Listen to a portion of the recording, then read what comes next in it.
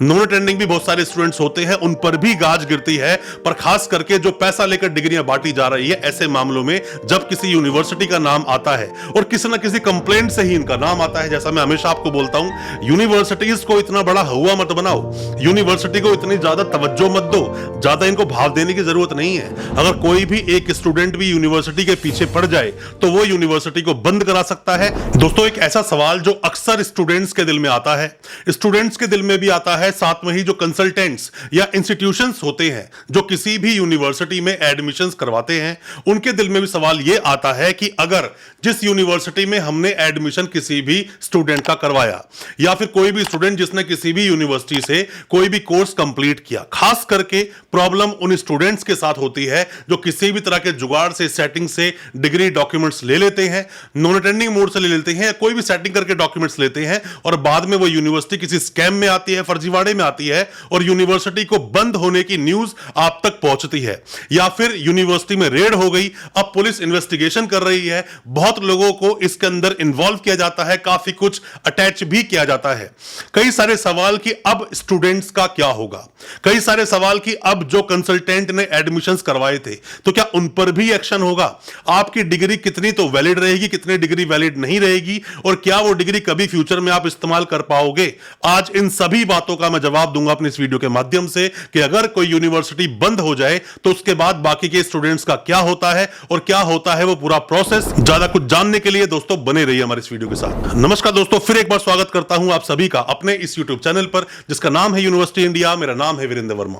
दोस्तों, होता क्या है कि जब कोई भी यूनिवर्सिटी काम करती है, मतलब कि बैकडेट तरह की डिग्रियां देना शुरू करती है, फर्जीवाड़े में इन्वॉल्व होती है, तो 5 तरह की कुछ एक्शंस किए जाते हैं या 5 तरह से ही यूनिवर्सिटी पे एक्शन होता है। उन 5 चीजों के बारे में मैं आपको बताऊंगा। सबसे पहली बात, यूनिवर्सिटी पर एक्शन होता ही क्यों है। दोस्तों, होता क्या है, कोई भी यूनिवर्सिटी अगर इन्वॉल्व है किसी भी तरह की बैड एक्टिविटी में, यूनिवर्सिटी में कोई भी बैड एक्टिविटी चल रही है, पैसा लेकर डिग्रियां बांटी जा रही है, नॉन अटेंडिंग भी बहुत सारे स्टूडेंट्स होते हैं, उन पर भी गाज गिरती है। पर खास करके जो पैसा लेकर डिग्रियां बांटी जा रही है, ऐसे मामलों में जब किसी यूनिवर्सिटी का नाम आता है और किसी ना किसी कंप्लेंट से ही इनका नाम आता है, जैसा मैं हमेशा आपको बोलता हूं, यूनिवर्सिटीज को इतना बड़ा हुआ मत बनाओ, यूनिवर्सिटी को इतनी ज्यादा तवज्जो मत दो, ज्यादा इनको भाव देने की जरूरत नहीं है। अगर कोई भी एक स्टूडेंट भी यूनिवर्सिटी के पीछे पड़ जाए तो वो यूनिवर्सिटी को बंद करा सकता है। इस पर मैंने डिटेल वीडियो बनाई है अपने इस चैनल पर, आप वो वीडियो देखना और ये भी देखना कि क्या है 5 स्टूडेंट्स के अधिकार। हालांकि उन वीडियोस को हम एंड में लगा भी देंगे। तो यूनिवर्सिटी जब फर्जीवाड़ा करती है, बैकडेट की डिग्रियां बांटती है, कहीं से कोई इंफॉर्मेशन पुलिस को मिलती है, अगर थाने में कोई इंफॉर्मेशन जाती है तो वो मामला आया गया हो जाता है, रफा दफा हो जाता है। पर अगर वो मामला ऊपर गया, डीजीपी रैंक पर गया या फिर एसपी लेवल पे गया, अगर वो अच्छे से एक्शन करें तो मेरा मानना है कि यूनिवर्सिटी पर बहुत ही जोरदार एक्शन होता है, यूनिवर्सिटी पर रेड की जाती है। हालांकि दोस्तों, यूनिवर्सिटी क्या है, एक संस्था है, उसमें रेड करने के लिए काफी कुछ फॉर्मेलिटीज की जाती हैं, उसके बारे में भी हम कभी चर्चा करेंगे। बट जैसे ही रेड होती है, रेड होने के बाद उस यूनिवर्सिटी को उस वक्त के लिए, जब तक क्या इन्वेस्टिगेशन चल रही है, यूनिवर्सिटी को बंद कर दिया जाता है। उसमें कोई भी किसी भी तरह के जो कामकाज होते हैं उन्हें बंद कर दिया जाता है। बट इसका मतलब यह नहीं होता कि यूनिवर्सिटी को बंद कर दिया गया है, अभी वो इन्वेस्टिगेशन का एक पार्ट है। जब तक इन्वेस्टिगेशन होगी तब तक वो यूनिवर्सिटी बंद होगी, तब तक उसके अंदर कोई भी काम नहीं चलेगा। अब बात करते हैं दोस्तों दूसरी बात की। दूसरी बात क्या होती है कि कोई भी यूनिवर्सिटी पर जब एक्शन होता है, रेड होती है, इन्वेस्टिगेशन चलती है, यहां पर पुलिस अपनी एक चार्जशीट लगाती है। चार्जशीट करने से पहले काफी लोगों की अरेस्टिंग होती है। यूनिवर्सिटी का वाइस चांसलर अरेस्ट हो सकता है, यूनिवर्सिटी का रजिस्ट्रार अरेस्ट हो सकता है, एडमिशन सेल, या हम बात करें जो एग्जामिनेशन इंचार्ज जो होते हैं वहां से भी लोग अरेस्ट हो सकते हैं, एग्जामिनेशन सेल से। साथ में यूनिवर्सिटी का चेयरमैन भी अरेस्ट हो सकता है। वो लोग जो और भी इन्वॉल्व थे उन लोगों को भी अरेस्ट किया जाता है। अरेस्ट करने के बाद उनका रिमांड मांगा जाता है। रिमांड के बाद में उन लोगों को जेल भेज देते हैं। अगर उनके अगेंस्ट सफिशिएंट डॉक्यूमेंट्स होते हैं, सफिशिएंट प्रूफ्स होते हैं तो जेल भेज देते हैं। यहां पर पुलिस अपनी एक चार्जशीट लगाती है और चार्जशीट लगाने के साथ साथ ही उस पैसे से जितना कुछ अर्जित किया गया और भी चीज जो कमाई गई, उन सब चीजों को भी पुलिस अटैच कर देती है इसी केस के अंदर। इसीलिए आपने देखा होगा कि काफी बार यूनिवर्सिटी का जो ओनर होता है उसकी और प्रॉपर्टीज को भी अटैच किया जाता है। यही होता है पूरा प्रोसेस। अब हम बात करते हैं तीसरे मुद्दे की। अब दोस्तों, होता क्या है, जैसे इस पूरे केस की इन्वेस्टिगेशन कंप्लीट होकर चार्जशीट कोर्ट में फाइल होती है तो यहां से बेल होना लोगों की शुरू हो जाती है। लोगों की बेल होती है, बट वो केस चलता रहता है। केस चलता रहता है। यहां पर ये लोग हाई कोर्ट में, सुप्रीम कोर्ट में जाकर बार बार अपील करते हैं या फिर वहां पे अपनी एप्लीकेशंस लगाते हैं इसलिए कि यूनिवर्सिटी को चलने दिया जाए। जब तक केस का डिस्पोजल ना हो, मतलब जब तक केस खत्म नहीं होता, उसके बाद क्या होगा, अब उस केस के अंदर एक्विटल होगा, मतलब कि बरी कर दिया जाएगा, या फिर कन्विक्शन होगा, मतलब सजा दी जाएगी, तब तक के लिए यूनिवर्सिटी को चलने दिया जाए। और दोस्तों अपने देश में तो सिस्टम क्या बोलता है कि पहले देखो होता क्या है कि चीटिंग फॉर्जरी जो मामला होता है, इनका ट्रायल कौन चलाता है? सीएमएम। आपका मजिस्ट्रेट साहब इसका ट्रायल चलाएंगे, इसकी अपील अगर हो भी गई, मान लो कन्विक्शन हो गया, तो हायर कोर्ट में चले जाएंगे, फिर कन्विक्शन हो गया, फिर वो और हायर कोर्ट में चले जाएंगे, तो मामला बहुत लंबा चलता है। बट ऐसे में यूनिवर्सिटी को चलने की परमिशन मिल जाती है।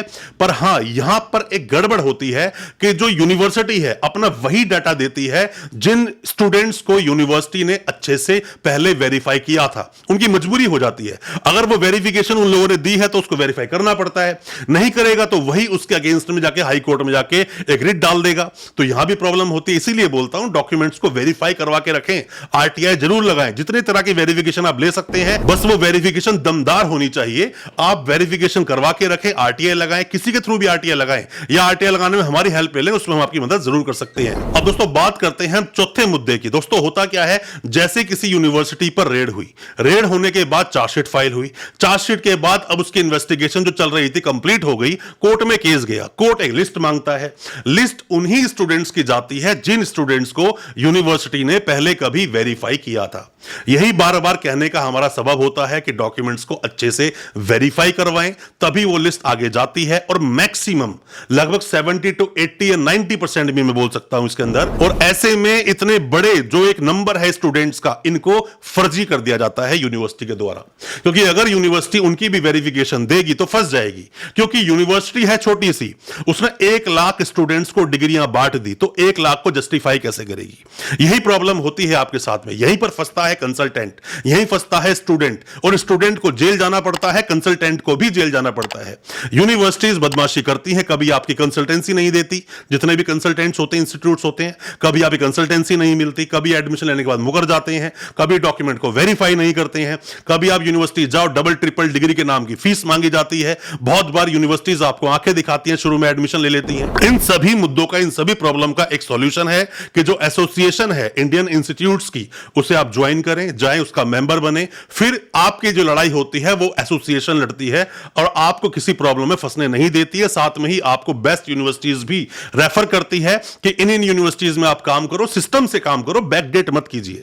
बैकडेट करोगे ये प्रॉब्लम खड़ी रहेगी, आज नहीं तो कल आपको जेल जाना पड़ेगा। इन चीजों से आपको बच के रहना चाहिए। एसोसिएशन का आप मेंबर बने, ताकि जो भी प्रॉब्लम्स आपके साथ आती है, क्योंकि आप अकेले लड़ नहीं पाते हो, आप अकेले अपना हक मांग नहीं पाते हो, और यहीं से प्रॉब्लम्स आपके साथ शुरू हो जाती है। और दोस्तों 5वें मुद्दे की हम बात करते हैं, जहां पर की यूनिवर्सिटीज खुद एक डेंजर जोन में चली जाती है, यूनिवर्सिटीज को प्रॉब्लम होती है। जिन भी स्टूडेंट्स ने डॉक्यूमेंट को अच्छे से वेरीफाई करवाया है और उन स्टूडेंट्स में थोड़ा सा भी दिल है लड़ने का, अब चाहे वो डॉक्यूमेंट किसी भी तरह से आपने लिए थे, अब यहां पर आपने पक्की वेरिफिकेशन करवाई है, क्योंकि यूनिवर्सिटी ने वेरीफाई कर दिया, मतलब आप कभी ना कभी यूनिवर्सिटी के स्टूडेंट थे। अब बेशक यूनिवर्सिटी किसी प्रॉब्लम में फंस जाए तो स्टूडेंट अपनी वेरिफिकेशन को मांगता है, हक से मांगता है, और उसको वेरीफाई किया भी जाता है यूनिवर्सिटी के द्वारा।